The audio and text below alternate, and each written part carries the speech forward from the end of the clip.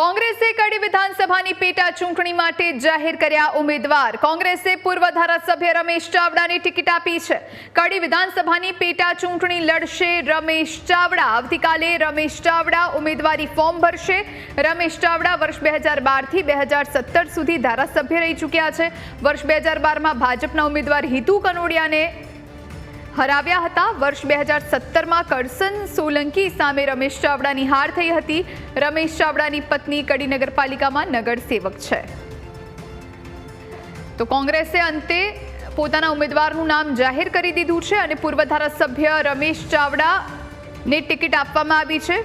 કડી વિધાનસભાની ચૂંટણી પેટા ચૂંટણી અને જેમાં કોંગ્રેસ તરફથી હવે રમેશ ચાવડા મેદાને છે। આવતીકાલે તેઓ ઉમેદવારી પત્રક ભરશે કારણ કે આવતીકાલે ઉમેદવારી ફોર્મ ભરવાનો અંતિમ દિવસ પણ છે અને છેલ્લી ઘડી સુધી હજુ સુધી ભાજપે પોતાના ઉમેદવારનું નામ જાહેર નથી કર્યું।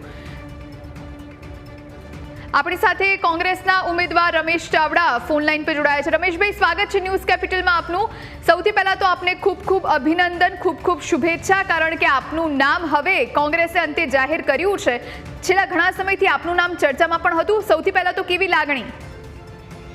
ખૂબ સારી લાગણી થાય છે કે પાર્ટીએ મારી કદર કરી મારામાં ભરોસો મૂકીને મને મોટી જવાબદારી સોંપી એ બદલ હું પાર્ટીને ખૂબ ખૂબ આભાર માનું છું અને હું એમને જે એમની ઈચ્છા છે એ પ્રમાણે હું સીટ જીતીને એમને આપીશ। બિલકુલ રમેશભાઈ, કયા કયા પ્રજાના એવા પ્રશ્નો છે જે હજુ સુધી વણ ઉકેલ્યા છે અને જેના માટે હવે જો આપ જીતો છો તો આપ કામ કરશો? અહીંયા છે ને કાયદો અને વ્યવસ્થા જેવું બહુ ઓછું છે, ખૂબ જ ઓછું છે। અહીંયા ગરીબ માણસ જે છે, નાનો માણસ એ ખૂબ જ પીછાઈ રહ્યો છે। અહીંયા ખૂબ મોટા માણસો જે છે એ નાના માણસોને પૂછતા નથી। અહીંયા રેશન કાર્ડ હોય કે મામલતદાર કચેરીનું હોય કે પ્રાંત કચેરીનું હોય તો ખૂબ જ ફરિયાદો ઉઠે છે આમાં।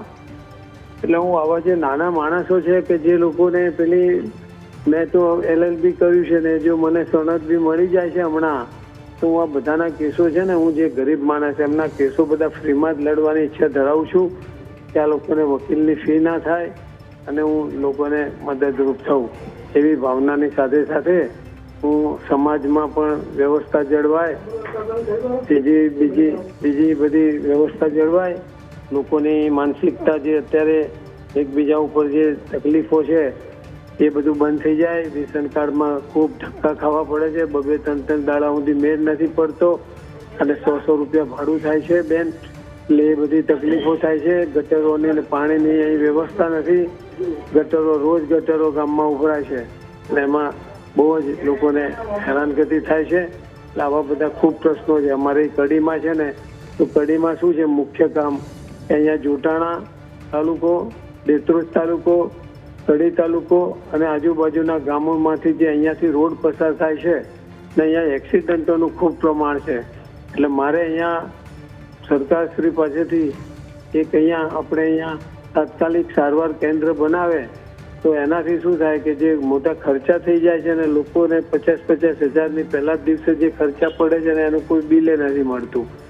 તો અહીંયા એક બની જાય એક તાત્કાલિક સારવાર કેન્દ્ર, ટ્રોમા સેન્ટર, તો લોકોને ખૂબ મોટો ફાયદો થાય એવું છે। મારું મુખ્ય આશય જો હું ચૂંટાઈ જઈશ તો આ ટ્રોમા સેન્ટર બને એના માટે હું સૌથી વધારે મહેનત કરવાનો છું। બિલકુલ રમેશભાઈ, કારણ કે આપ તો ધારાસભ્યના પદે પણ રહી ચૂક્યા છો, એ અનુભવ આપને હવે કેટલો કામે લાગશે?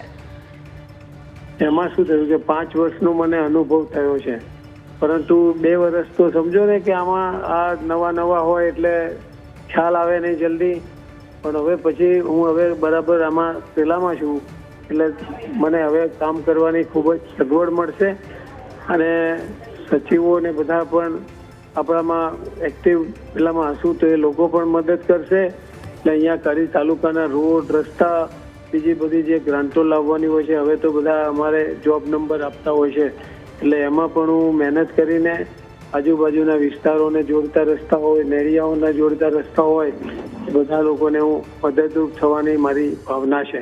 બિલકુલ રમેશભાઈ, આભાર આપનો ન્યૂઝ કેપિટલ સાથે વાતચીત કરવા માટે।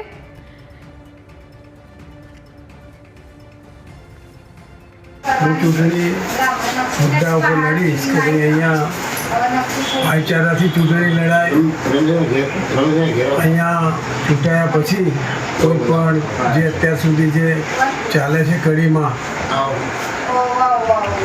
અરાજકીય જે વાતાવરણ ઊભું થયું છે એને હું અહીંયા મારી ઈચ્છા એવી કે હું અહીંયા એ સારી રીતે એને હું ફરી પાછો એને કાયદાની વ્યવસ્થામાં લાવું. અહીંયા અસામાજિક થોડુંક તકલીફો વધારે છે, લોકો હેરાનગતિ થાય છે, હેરાનગતિ ન થાય એની પણ હું દરકાર રાખીશ. ટૂંકમાં અહીંયા હું એક સારું વાતાવરણ જાય, પબ્લિકને શાંતિ અને સુવિધાઓ મળી રહે પૂરતી એ રીતે હું અહીંયા વ્યવસ્થા કરીશ. નગરપાલિકા તરફથી પણ અહીંયા કોઈ તકલીફ ના થાય કે પોલીસ તરફથી કોઈ હેરાનગતિ ના થાય કે મામલતદાર કચેરીમાં કે પ્રાંત કચેરીમાંથી કોઈ પણ પ્રકારની હેરાનગતિ ના થાય એનું ધ્યાન રાખીશ. હું જાહેર જનતાને વિનંતી કરું છું કે આવી ક્યાંય તકલીફ હોય તો તમે તમારો ભાઈ સમજીને સીધા મારા ઘેર આવજો. કોઈ પણ પાર્ટીનો હોય હું ક્યારેય પાર્ટી જોવાનું નહીં, હું તમને મદદ કરીશ. કડીના છો, કડી તાલુકાના છો, હું તમને મારા ભાઈની જેમ કોઈ પણ જાતની વેરભાવ સિવાય હું તમામ લોકોને મદદ કરીશ.